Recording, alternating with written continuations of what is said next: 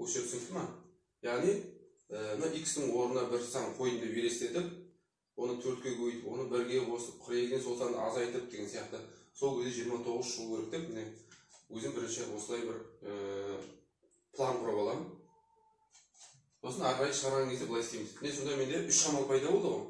Енді соңынан бастаймыз, 3-ші шамалдан бастаймыз. Сосын 2-ші шамалға түсеміз, сосын 1-ші шамалға түсеміз. Ол қалай? Менде 3-ші шамалдан бастайтын тұрма, алғашқы 1-ші шамал мен 2-ші шамалды астына көшіріп қоямын.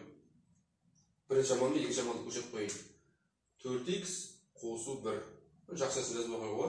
Сосын тең деймін. Алғашқы 2 шамалды көшіріп қойдым міне. Енді 3-ші шамалмен қалай жұмыс жасаймыз? Міне 2-ші шамалды қолмен жауып тұрасыздар ма? Әлде бұны жауып қойып, мынандай жауып тастайын. Мына жерше әзірше жоқ деп ойлаңдар. Енді өздеріңіз сұрақ қойыңдар. 42-ден азайтқанда мына жерге қандай деген немесе неше деген сұрақ қойсыңдар ғой. 42-ден қандай санды азайтқанда 29 шығады. Түсінесіздер ғой? Шама логикаларыңызды қолданыңыздар. 42-ден неше алғанда 29 шығады. 42-ден қандай санды азайтқанда 29 шығады. Ол санды табу үшін 42 мен 29 не істеу керек? Бір-бірден азайту керек, дұрыс па? 42-ден 29-ды азайту керек. Егер қосып қойсаңыздар, уже мысалы 42-ге 29 қосып қойсаңыздар, үлкен сан шығып кетеді, дұрыс па?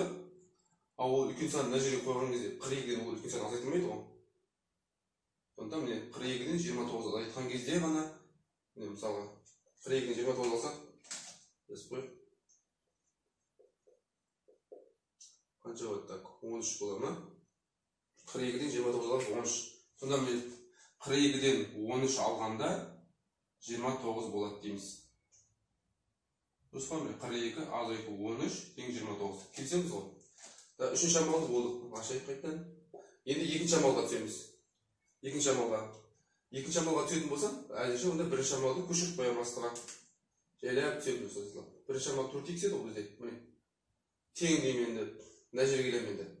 Енді 4x-ті жауып қоямын. Мына жерге 4x жауып қойып, міне. Мына жерге 4x деп. 4x-ге енді қандай деген сұрақ қойсыздар? Қандай санға 1 қосқанда 13 шығады? Мына жерде қандай санды ойлайсыздар? Қандай санға 1-ді қосқанда 13 шығады? Ол сан табу үшін 13-тен 1-ді істеу керек. Бір-біріне азайту керек, дұрыс па? 13-тен 1 аламын. Сонда 4x тең 12.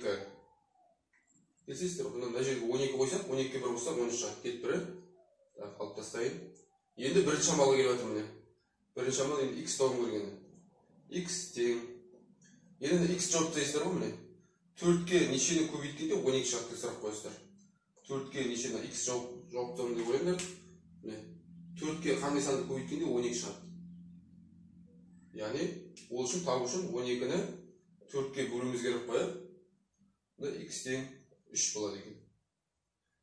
Міне осылай шығарасыздар міне. Осыны өздеріңіз тексеріп көрсеңіздер болады. X-ның орнына 3 қойып, 3-ті 4-ке көбейтеміз 12, 12-ге 1 қосамыз 13, 42-ден 13 аламыз 29 шығады. Түсінікті ғой? Ал екіншілерді көрейік осылай тағы да. Мына теңдеу шығарған кезде тағы да жаңағыдай зерттеп алайық. X-тің орнында 1 сан тұр деп ойлаймыз. Бірінші шамал осыны 3-ке көбейтемін ғой. Үстіне амалдар жазасыздар. Бірінші шамал 3-ке көбейтемін. 15-тен соны азайту ол екінші шамал болады. Осының бәрінің шыққан санды 7-ге көбейтсем 63 шығу керек. Ол үшінші шамал болады. Бұл жерде де 3 шамал екен. 3 шамал болса, жаңағыда айттым ғой. Алғашқы соңынан бастаймын дедік. Алғашқы бірінші, екінші шамалды астына көшіріп қоямын. 15 азайту 3x. Бірінші, екінші шамалды көшіріп қойдым астына. Тең деймін. Енді жауып тастайын. Бірінші, екінші шамалды жауып тастайын. Мына жер жоқ деп ойлаңыздар. Қандай санды 7-ге көбейткенде 63 деген сұрақ қойсыздар өздеріңіз. Қандай санды 7-ге көбейткенде 63 шығады. Осы жердегі санды табу үшін 7 мен 63-ге не істеу керек? Бір-біріне бөлу керек, дұрыс па? Яғни 63-ті 7-ге бөлемін. 63-ті 7-ге бөлемін. Сонда 15 минус 3x. Мынаны шығарым керекпін. 63-ге бөлсек 9 шығады ғой, 9. Үшінші шамалды болдық. Мына жерде ашайын. Үшінші шамалдан кейін екінші шамалға түсуім керек. Әзірше бірінші шамалды көшіріп қоямын онда. Бірінші шамал бізде 3x. 3x тең. 3x тең деймді. Енді үшінші шамалды жауып тұрам қолмен. 15-тен қандай санды азайтқанда 9 шығады. 15 азайту неше? Тең 9 болады. Осындай өздеріңіз сұрақ қоясыздар ғой. Әр уақыт осы теңдеу шығарып барса сұрақ қойып отырасыздар өздеріңіз. 15-тен неше алғанда 9 шығады. Ол санды табу үшін 15 мен 9-ды істеу керек. Азайту керек. 15 азайту 9 болу керек.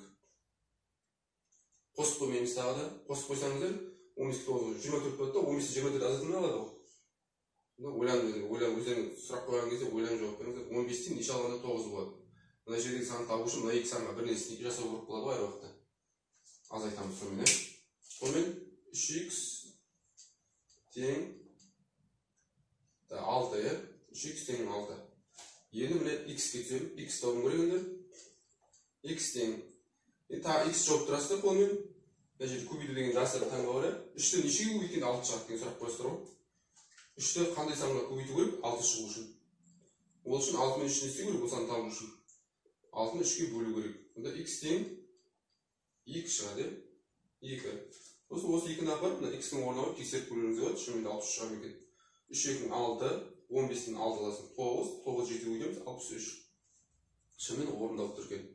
Жалпы теңдеу тақырыбы осылай. Амалын жазып қойып, жайлап, сатылап түсе берсеңіздер, теңдеу деген тақырып оңай тақырып. Егер тағы да сұрақтарыңыз болса, комментарий жазып қалдырасыздар. Рахмет.